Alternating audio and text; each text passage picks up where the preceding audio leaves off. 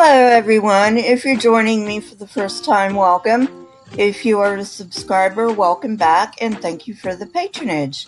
Today we are going to be talking about religion and science. Are they really in conflict? There's not much else I need to talk about right now, so let's get into the video. Between 800 and 200 BCE, dubbed the Axial Age, the monism that had prevailed before was gradually rearranged into a dualistic understanding between the physical world and the transcendent, whereas monism makes no such distinction. Our ancestors were no longer primarily concerned with reproduction. They became preoccupied with seeking transcendence. Here in the U.S., the major conflict between science and religion centers on the theory of evolution.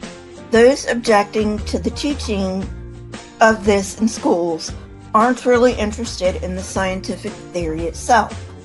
What they fear is that the acceptance of evolution will put a cluster of social values at risk of being rejected.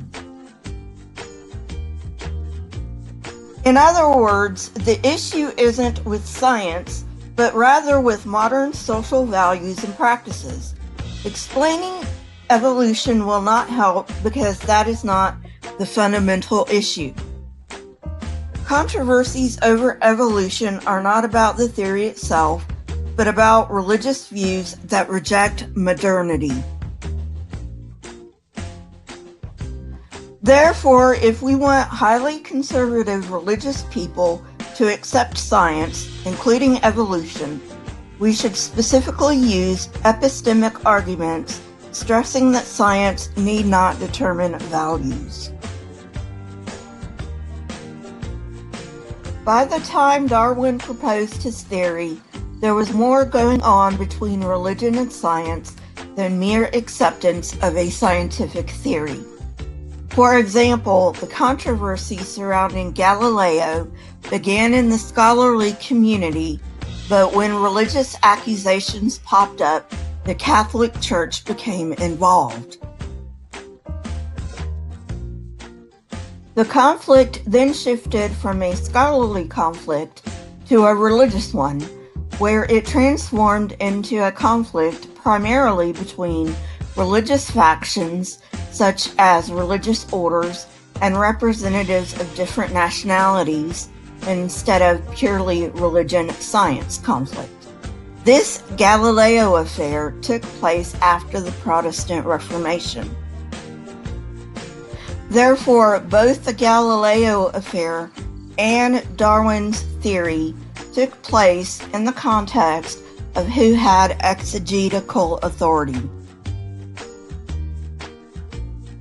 Methodological naturalism, the principle on which science is based, guarantees the empirical testability of a scientific hypothesis. Since science cannot empirically research God, starting out with if there is a God, it is not within the purview of science. In addition, methodological naturalism limits scientific explanations to materialistic ones. Scientists don't claim to prove there is no God. However, methodological naturalism prohibits the use of any God as a causal explanation. Referring to any God as creator also violates Occam's razor, as naturalistic forces seem to be enough to explain the origins of the universe and life. Religion, particularly Christianity, has come up with the concept of theistic evolution as a way to reconcile religion and science. In this view, God guides and controls the process of evolution. However, there is a problem. A consistent application of theistic evolution entails rejecting that chance plays a crucial role in the process. Well, friends, that's it for today. I hope you enjoyed this show.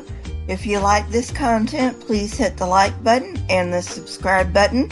If you would like to know when I come out with new content, hit the bell next to the subscribe button.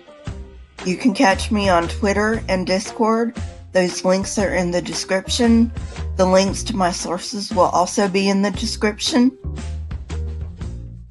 I also now have a PayPal account linked in the description. You can donate to me via my PayPal account.